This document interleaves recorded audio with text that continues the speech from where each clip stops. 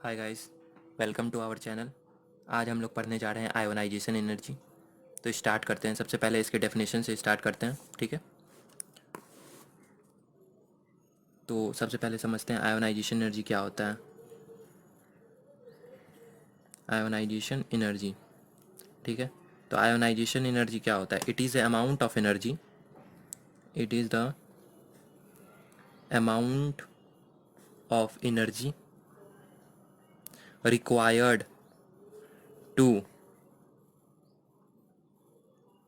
remove an electron from isolated gaseous atom। इसका मतलब क्या है कि मान लो हमारे पास एक एटम है, इसमें से एक इलेक्ट्रॉन को रिमूव करने में जितनी हमारे एनर्जी देने पड़ेगी उसे क्या बोलेंगे? Ionisation energy. ठीक है, ठीक है ना। उसके बाद समझते हैं कि आयोनाइजेशन एनर्जी किन किन फैक्टरों पर डिपेंड करता है। So factors affecting ionisation energy. तो सबसे पहला फैक्टर क्या है कि फर्स्ट फैक्टर है ionisation energy inversely proportional to size पे डिपेंड करता है। ठीक है, इसका कहने का मतलब क्या हो गया कि हमारे पास दो एटम है, ठीक है। ये एटम छोटा है और ये एटम बड़ा है। तो समझो कि एटम है तो इसके आउटर मोस्ट शेल में इलेक्ट्रॉन्स होंगे, ठीक है, यहाँ पर भी होंगे। तो क्या होगा,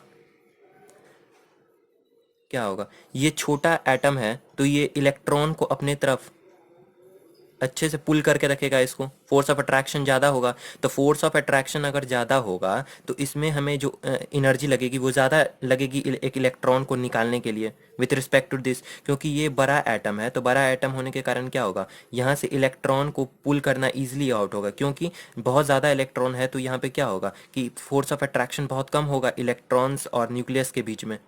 सो क्या होगा, यहाँ पे आयोनाइजेशन एनर्जी कम होगी विथ रिस्पेक्ट टू दिस। इसलिए बोला गया है कि ionisation energy is inversely proportional to size. तो हम लोग लिख लेंगे, ट्रेंड्स भी हैं इसमें।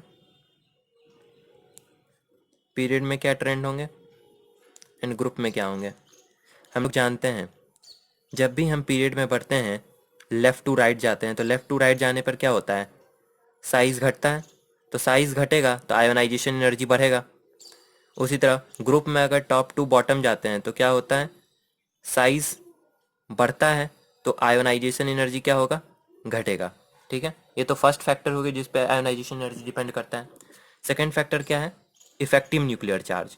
तो ionisation energy inversely proportional to Z effective, ठीक है ना, जेड इफेक्टिव। अब यहाँ पे समझने वाली बात है कि जेड इफेक्टिव क्या होता है, ठीक है। वैसे तो ये बहुत बड़ा, एक तरह से मान लो कि बहुत बड़ा टॉपिक ही है जो कि हमें आगे चल के समझना ही है। यहाँ पे ब्रीफ इंट्रोडक्शन मैं दे देता हूँ। जेड इफेक्टिव क्या होता है, जो जेड इफेक्टिव जो होता है वो क्या होता है, हम लोग ने देखा कि ionisation energy directly proportional to Z effective है। मान लो कोई एटम पे जब जेड इफेक्टिव बढ़ता है तो अगर जेड इफेक्टिव बढ़ेगा तो वो इलेक्ट्रॉन जो होंगे आउटर मोस्ट शेल में, जो इलेक्ट्रॉन्स होंगे आउटर मोस्ट शेल में जो इलेक्ट्रॉन्स होंगे वो न्यूक्लियस से टाइटली क्लोज, न्यूक्लियस जो है उन पे फोर्स ऑफ अट्रैक्शन ज़्यादा होगा, उनको टाइटली होल्ड करके रखेगा। ठीक है, जिसके कारण क्या होगा कि इससे इलेक्ट्रॉन को पुल आउट करना इजली पुल आउट हम नहीं कर पाते हैं। सो क्या होगा, फोर्स ऑफ अट्रैक्शन ज़्यादा बढ़ेगा तो आयोनाइजेशन एनर्जी ज़्यादा होगा। इसलिए यहाँ पे लिखा गया है कि ionisation energy directly proportional to Z effective. उसके बाद हम लोग थर्ड फैक्टर पे आते हैं। आयोनाइजेशन एनर्जी जो होती है वो किस पे डिपेंड करती है, इलेक्ट्रॉनिक कन्फिगरेशन पे। इलेक्ट्रॉनिक कन्फिगरेशन, इसका मतलब क्या है, इसका मतलब है कि अगर हमारे पास हाफ फिल्ड ऑर्बिटल है, फुल फिल्ड ऑर्बिटल है और पार्शली फिल्ड ऑर्बिटल है तो क्या होगा। जनरली हम लोग जानते हैं कि half filled and full field configuration जो होते हैं वो एक्सेप्शनली स्टेबल होते हैं। एंड और आयोनाइजेशन एनर्जी के मुताबिक हमें जो इलेक्ट्रॉन निकालने के लिए जो इतनी एनर्जी देनी पड़ती है उनमें ज़्यादा देनी पड़ती है। इसलिए क्या होता है कि partially partially field is less than half filled is less than full field, ये है। ठीक है, एक एग्जांपल से इसको समझते हैं। जैसे देखो, हमने क्या बोला, हमने बोला जब लेफ़्ट टू राइट हम जाएंगे तो क्या होगा, साइज़ घटेगा तो आयोनाइजेशन एनर्जी बढ़ेगा, ठीक है, हमने ये बोला। तो हम देखेंगे कि जैसे हम लेफ़्ट टू राइट बढ़ते हैं, जैसे क्या बोलते हैं, hydrogen, helium, lithium, beryllium, boron, carbon, nitrogen, oxygen, ठीक है, ऑक्सीजन, ठीक है, यहाँ तक चले। तो क्या बोलेंगे, यहाँ से यहाँ जाने पर क्या होता है, साइज घटता है तो आयोनाइजेशन एनर्जी बढ़नी चाहिए। तो आयोनाइजेशन एनर्जी की एक्सपेक्टेड ट्रेंड क्या होनी चाहिए, आयोनाइजेशन एनर्जी की एक्सपेक्टेड ट्रेंड होनी चाहिए क्या, कि साइज अगर घट रहा है तो आयोनाइजेशन एनर्जी बढ़ेगा। तो साइज सबसे छोटा किसका होगा, ऑक्सीजन का। तो oxygen is greater than nitrogen, लेकिन ये गलत है, ठीक है। ये हमारा क्या है, ये हमारा आयोनाइजेशन एनर्जी का हम लोग एक्सपेक्टेड कर रहे हैं, ठीक है।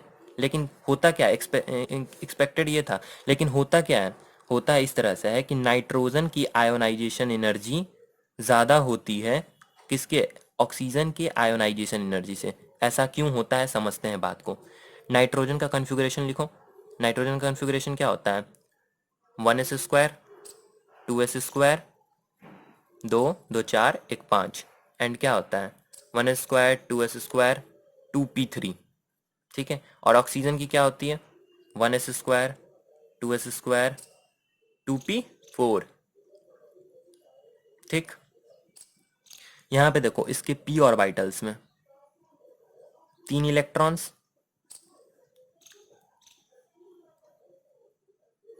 ठीक है।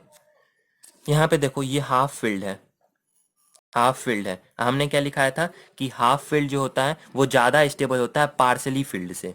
तो इसलिए आयोनाइजेशन एनर्जी जो होती है वो नाइट्रोजन की ज़्यादा होती है ऑक्सीजन के रिस्पेक्ट में। जैसे कि आयोनाइजेशन एनर्जी जो है, जो inversely proportional to screening effect है। इसका मतलब क्या है कि इसका एक मतलब ये है कि मान लो कि ये ऑर्बिटल्स, ठीक है, तो इसको ऐसे समझते हैं कि एक मॉल में एक एक्टर आया है, ठीक है, और तुम्हें देखना है उसको, ठीक है।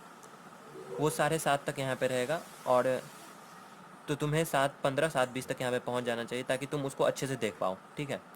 अगर तुम टाइम से पहुँच जाओगे तो तुम कहाँ रहोगे, जस्ट के सामने, तो तुम इसके सामने रहोगे। और टाइम से नहीं पहुँचोगे तो तुम कहाँ रहोगे, यहाँ पे लास्ट के ऑर्बिटल्स में रहोगे तुम, ठीक है, पीछे। तो तुम्हें इसको देखने के लिए क्या करना होगा, अपना साइज़ बढ़ाना पड़ेगा। और तुम पहले पहुंच जाओगे तो यहाँ पे इसके फोर्स ऑफ अट्रैक्ट, यहाँ पे पहुंच जाओगे तो क्या होगा, अगर तुम इसके सामने रहोगे तो फोर्स ऑफ अट्रैक्शन ज़्यादा होगा, तो साइज़ क्या हो गया, छोटा हो गया।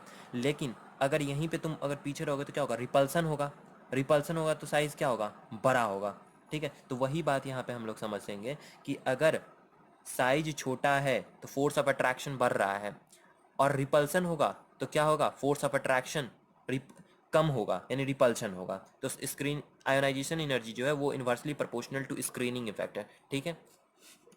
यहीं पे हम लोग नेक्स्ट फैक्टर को समझते हैं जो कि हमारा है पेनिट्रेशन पावर, ठीक है। आयोनाइजेशन एनर्जी जो है वो किस पे डिपेंड करता है, पेनिट्रेशन पावर पे, ठीक है। इसका मतलब क्या है, सबसे पहले लिख लेते हैं S, P, D and F, ये इसका ऑर्डर है। पेनिट्रेशन पावर का मतलब क्या है कि हमें मोर, इसका मतलब होता है कि हमें कितनी एनर्जी देनी होती है ताकि हम इलेक्ट्रॉन को निकाल सकें, यही होता है आयोनाइजेशन एनर्जी। तो ठीक है, तो हम एक बात पूछते हैं कि एस में से इलेक्ट्रॉन निकालना ईजिली है या पी में से। ऑफ कोर्स पी में से इलेक्ट्रॉन निकालना ज़्यादा ईजिली है, क्यों, क्योंकि इसकी पेनिट्रेशन पावर कम है विद रिस्पेक्ट टू दिस। तो एस में से इलेक्ट्रॉन को निकालना ज़्यादा मुश्किल है, ठीक है, और पी में से इलेक्ट्रॉन को निकालना ईजी है इसके रिस्पेक्ट में। तो यही तुम्हें बताना चाह रहा है कि आयोनाइजेशन एनर्जी पेनिट्रेशन पावर पे भी डिपेंड करता है, ठीक है। तो आज के लिए इतना ही, थैंक यू सो मच।